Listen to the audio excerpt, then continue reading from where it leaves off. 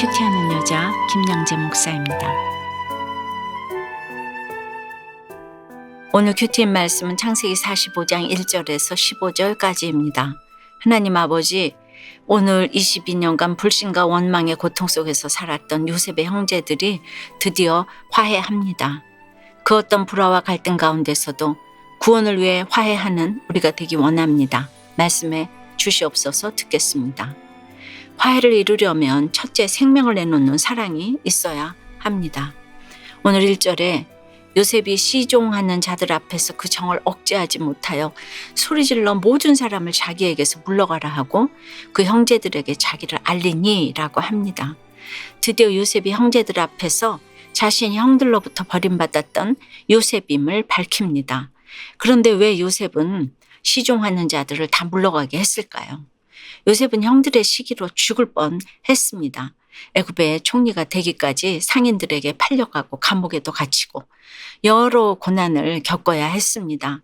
그러나 형들의 이런 행각을 행여 사람들이 알게 될까 봐 따뜻한 배려를 한 것입니다. 그리고 2절에 요셉이 큰 소리로 우니 애굽 사람에게 들리며 바로의 궁중에 들리더라고 합니다. 지난 42장에서 형들과 처음 재회했을 때나 43장에서 두 번째 재회했을 때는 급히 울 곳을 찾아 안방으로 들어가서 남몰래 울었던 요셉인데, 오늘은 왜 바로의 궁중에 들릴 정도로 방송 대곡을 했을까요? 우리가 어제 44장에서 보았듯이 유다의 생명을 내놓는 사랑의 변론에 감동했기 때문입니다. 그동안 요셉은 자기를 사랑해준 아버지와 친동생 베냐민밖에 몰랐습니다. 그런데 아버지께 사랑도 받지 못한 유다 형님이 베냐민을 위해 생명까지 내놓겠다고 하니 그 사랑에 감동되어서 요셉이 회개의 눈물을 흘린 것이에요. 유다의 생명 내놓는 변론이 요셉의 모든 상처도 깨끗이 치유했습니다. 또 한편으로 요셉이 바로의 궁중에 들릴 정도로 방송대곡했다는 것은 자신의 수치를 바로와 온 애굽에 오픈했다는 것을 의미하지요. 요셉의 눈물은 회개의 눈물이고 감사의 눈물이고 사랑의 눈물이고 용서의 눈물입니다. 형제들의 허물을 위해 울고 사랑해서 울고 변화의 새 사람 되어서 울었습니다. 이제는 형들이 하나도 수치스럽지 않고 모두에게 알려져도 이제는 할 수 없다. 거기까지 갔습니다. 여러분이 한 사람이라도 변화된다면 내 울음소리가 옆집에 들리든지 바로의 궁에 들리든지 수치스러울 것이 없습니다. 나의 숨은 죄든 수치든 이렇게 드러나야만 모두를 살리고 화해할 수 있는 것입니다. 적용 질문 드립니다. 여러분은 지금 무엇 때문에 우십니까? 생명 내놓는 사랑을 받고 감동해서 회개하고 울어본 적이 있습니까? 생명을 내놓는 사랑으로 누군가를 위해 변론한 적이 있습니까? 화해를 이루려면 둘째, 내가 가해자일 수 있다는 생각을 해야 합니다. 3절에 요셉이 그 형들에게 이르되 나는 요셉이라 내 아버지께서 아직 살아 계시니까? 형들이 그 앞에서 놀라서 대답하지 못하더라고 합니다. 요셉은 형제를 알아보았지만 형들은 총리 앞에서 그저 죄인의 신분이기에 그 간격을 무엇으로도 메울 수 없습니다. 쳐다보지도 못했겠지요. 그러므로 4절에서 요셉이 형들에게 내게로 가까이 오소서 하고 먼저 손을 내밉니다. 드디어 장벽이 무너지는 순간입니다. 만일 요셉이 가까이 오라고 하지 않았다면 결코 형들이 요셉에게 가까이 나갈 수 없었을 것입니다. 왜냐하면 요셉이 피해자이고 게다가 능력자요 권세자이잖아요. 그러므로 먼저 다가가는 것은 요셉이어야 합니다. 열등감 많고 피해의식에 사로잡혀 있으면 절대로 화해의 손을 내밀지 못합니다. 여러분도 당한 것이 참 많지요. 그렇다고 나는 당신 평생 용서 못해. 내가 당한 게 얼마나 많은데 하고 있으면 절대 화해하지 못합니다. 당한 내가 먼저 손을 내밀어야 합니다. 요셉은 형들로부터 피해를 입었지만 아버지의 편애로 인해 형들에게 내가 가해했을 수도 있다라는 것을 깨달았어요. 인간 최고의 감정은 사랑도 미움도 증오도 아닌 회개라고 했습니다. 서로 죄인된 입장에서 회개하니 화해가 됩니다. 그래서 오늘 내가 먼저 찾아가서 내가 가해자라는 소리만 해도 화해가 되는 것입니다. 화해를 이루려면 셋째, 하나님의 주권과 섭리를 인정해야 합니다. 구속사적인 해석을 해야 합니다. 5절에 당신들이 나를 이곳에 팔았다고 해서 근심하지 마소서, 한탄하지 마소서. 하나님이 생명을 구원하시려고 나를 당신들보다 먼저 보내셨나이다 합니다. 형들이 나를 팔아먹은 것도, 흉년이 든 것도, 내가 애굽의 총리가 된 것도 다 이때를 위함이라. 이 모든 사건이 우리 집의 구원을 위해서 하나님이 계획하신 일이라는 것입니다. 부모가 나를 버리고 배우자가 바람을 피웠다고 백날 어떻게 이럴 수가 있냐고 하면 어느 세월의 화해가 되겠습니까?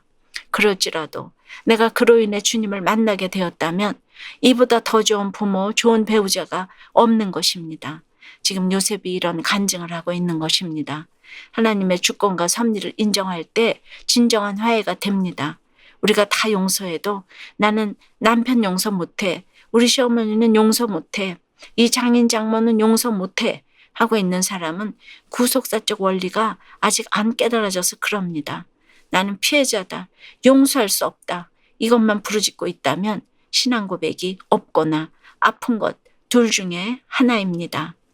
적용 질문 드립니다. 지금 화해하지 못해서 근심하고 한탄하고 있는 관계가 있습니까? 하나님께서 구원을 이루게 하시려고 지금 나를 먼저 보내신 곳은 어디입니까? 진정한 화해를 위해 내가 먼저 손을 내밀어야 할 그 한 사람은 누구입니까? 아내를 공감하지 못해서 일어난 부부 갈등이 가정의 구원을 위해 하나님이 예비하신 이름을 깨달았다는 한 집사님의 큐티인 묵상 간증이에요. 저는 아내와 함께 사업을 하고 있는데 어느 날 아내가 한 직원에 대해 이런저런 푸념을 했어요. 지시한 대로 일하지 않고 무엇이 잘못되었는지조차 모른다는 것이에요. 그래서 저는 명령한 것을 따라서 복창하도록 해봐. 그렇게 지시하면 소통이 잘 될 거야 하며 나름 친절한 조언을 해주었죠. 그런데 아내는 지금 내가 당신한테 가르침 받으려고 이런 이야기 하는 거야? 그냥 공감만 해주면 안 돼? 하며 화를 냈어요. 이처럼 저희 부부는 매사 관점 차이가 너무 커서 사사건건 서로 부딪히기 일쑤였어요. 이러다 보니 결국 결혼 6년 차의 가정에 한계가 찾아왔어요. 저도 이제는 그만 살아야겠다 생각했답니다. 그런데 그 무렵 믿음의 공동체에 먼저 속해 있던 아내가 눈물을 흘리며 제게 먼저 사과하는 게 아니겠어요? 그리고 오늘 5절에서 요셉이 하나님이 생명을 구원하시려고 나를 당신들보다 먼저 보내셨나이다 고백한 것처럼 저도 이런 아내 덕분에 지금은 공동체에 잘 속해가고 있어요. 아내와 갈등이 있어도 그때마다 아내를 미워한 내 죄를 보고 제가 가해자임을 회개하고 간답니다. 근심하고 한탄만 하던 저를 오래 참고 기다려주신 하나님의 사랑에 감사드려요. 이제는 아내를 더욱 공감하는 남편이 되기를 소망합니다. 저의 적용은 아내가 하소연할 때 먼저 해결책을 제시하기보다 공감하는 말부터 하겠습니다. 직원들 앞에서 아내와 다투는 모습을 보이지 않겠습니다. 입니다. 그렇습니다. 그 어떤 배신과 갈등 가운데서 화해를 이루려면 내가 먼저 생명을 내놓는 사랑을 해야 합니다. 내가 가해자일 수 있다 생각하고 하나님의 주권과 섭리를 인정하고 구속사적인 해석을 해야 합니다.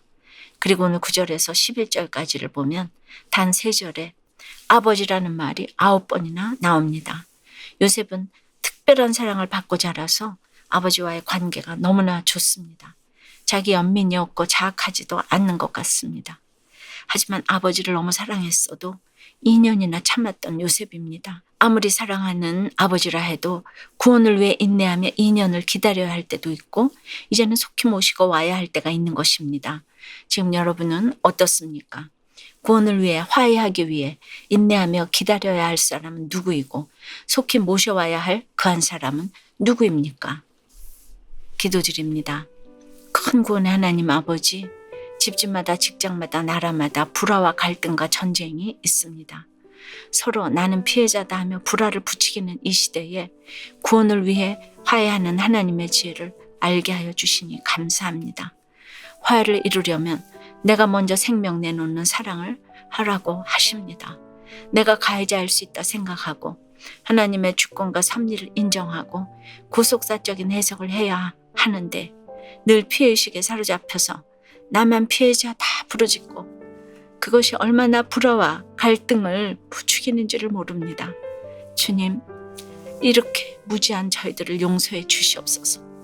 이제라도 믿는 나 한 사람이 중심을 잡고 화해를 위해 내가 가해자임을 고백하기 원합니다.